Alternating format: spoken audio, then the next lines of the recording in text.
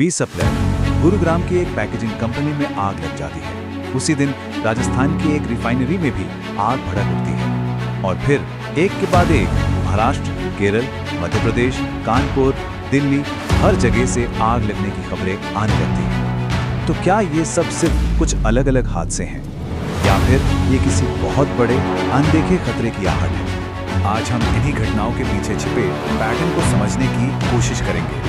हम जानेंगे उस बड़ी चेतावनी के बारे में जिसे वैज्ञानिक सुपर एल नीनो कह रहे हैं। ये भी देखेंगे कि आखिर कैसे एक समंदर पूरी दुनिया का मौसम बदल सकता है, हमारी अर्थव्यवस्था पर इसका क्या असर हो रहा है और सबसे जरूरी इस जानलेवा गर्मी से हम बच कैसे सकते हैं। तो चलिए शुरुआत करते हैं इन घटनाओं के सिलसिले को जोड़कर। हाल ही में पूरे देश में आग लगने की जो खबरें आई हैं उसने एक चिंता तो पैदा कर ही दी है।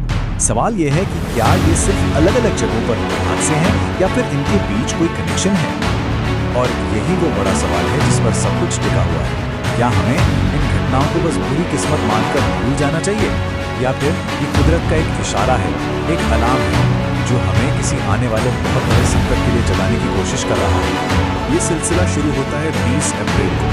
गुरुग्राम की एक पैकेजिंग कंपनी में आग लगती है और देखते ही देखते वो एक भयानक रूप ले लेती है। और बात यहीं खत्म नहीं है। ठीक उसी दिन प्रधानमंत्री के दौरे से कुछ ही देर पहले राजस्थान की एक रिफाइनरी में भी भीषण आग लग जाती है जो अपने पीछे कई सवाल छोड़ जाती है। और फिर अगले 48 घंटों में तो जैसे आग की खबरों की बाढ़ ही आ जाती है। महाराष्ट्र के वेयरहाउस से लेकर केरल, मध्य प्रदेश, कानपुर और दिल्ली की फैक्ट्रियों तक एक के बाद एक। ये अब कोई इत्तेफाक नहीं लग रहा था, ये एक साफ और बेहद चिंताजनक ट्रेंड बन चुका था। तो आखिर इन सब के पीछे है कौन?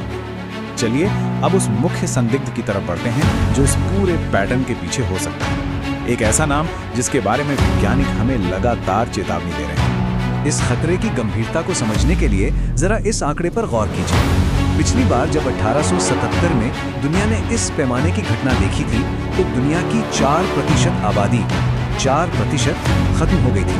तो ये सुपर एल नीनो आखिर है क्या? देखिए, ये सिर्फ कोई आम मौसमी घटना नहीं है। ये एल नीनो पैटर्न का एक बहुत ही खतरनाक और बिगड़ा हुआ रूप है। जब ये आता है तो दुनिया भर में भयंकर सूखा, जानलेवा गर्मी और अकाल लेकर आता है। और वैज्ञानिकों का अनुमान है कि ये 2026-27 तक वापस लौट सकता है। अब सवाल ये है कि ये होता कैसे? इसे समझने के लिए हमें धरती के सबसे बड़े वेदर इंजन यानी प्रशांत महासागर को देखना होगा। इस पूरी प्रक्रिया को 4 आसान स्टेप्स में समझा जा सकता है। देखिए, नॉर्मल सालों में क्या होता है कि प्रशांत महासागर का गर्म पानी पश्चिम की ओर यानी ऑस्ट्रेलिया की तरफ बहता है। इससे उस इलाके में अच्छी बारिश होती है। कई सालों तक ये गर्म पानी वहां जमा होता रहता है, एक बहुत बड़े एनर्जी सोर्स की तरह। फिर अचानक ये पूरा सिस्टम पलट जाता है। वो जमा हुआ गर्म पानी का विशाल भंडार अचानक पूर्व की ओर साउथ अमेरिका की तरफ वापस दौड़ पड़ता है। बस यही वो उलटफेर है जो पूरी दुनिया के मौसम का खेल बिगाड़ देता है और भारत जैसे देशों में भयानक सूखा और जबरदस्त गर्मी लेकर आता है। तो अंतर बिल्कुल साफ है। एक सामान्य साल में जब गर्म पानी ऑस्ट्रेलिया के पास रहता है तो भारत को एक अच्छा हेल्दी मॉनसून मिलता है। लेकिन एक एल नीनो साल में जब यही गर्म पानी अपनी जगह बदलकर पूरब की ओर चला जाता है तो भारत के हिस्से में आता है सिर्फ भयंकर सूखा और झुलसा देने वाली गर्मी। ये एक सीधा और बहुत ही खतरनाक कनेक्शन है। अब आते हैं उस पहलू पर जो पॉलिसी मेकर्स के लिए सबसे बड़ी चिंता की बात है। ये सिर्फ मौसम का बदलना नहीं है, ये एक आर्थिक संकट है जो हमारी रोजमर्रा की जिंदगी और देश की प्रोडक्टिविटी पर सीधा हमला करता है। ये जो लिस्ट आप देख रहे हैं ये शानदार ढंग से हीट वेव के पैमाने को दिखाती है। हाल ही में दुनिया के 20 सबसे गर्म शहरों में से 19 शहर भारत में रिकॉर्ड किए गए।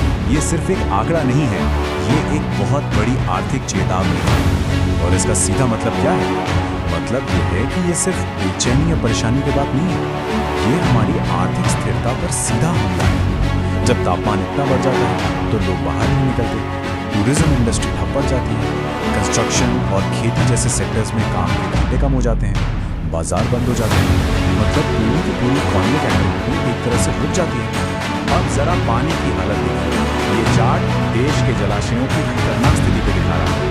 हमारे बड़े बड़े रिजर्वायर में उनकी क्षमता का आधे से भी कम सिर्फ 44% पानी बचा है। और ये हाल सिर्फ बांधों का नहीं है, हमारी नदियाँ, जो हमारी जीवन रेखाएं हैं, वो भी सूख रही हैं। जीवन देने वाली गंगा में उसकी क्षमता का लगभग 54% पानी है, जबकि दक्षिण की कृष्णा नदी, जो एक बहुत ज़रूरी वाटर सोर्स है, वो अपनी क्षमता के सिर्फ 31% पर सिमट कर रह गई है। तो सवाल ये है कि इस भारी चुनौती का सामना करते हुए किया क्या जा सकता है। अब बात करते हैं उन कदमों की जो हमें उठाने ही होंगे। सबसे पहले कुछ बहुत ही प्रैक्टिकल और जीवन बचाने वाली बातें जिनका हम सब पालन कर सकते हैं।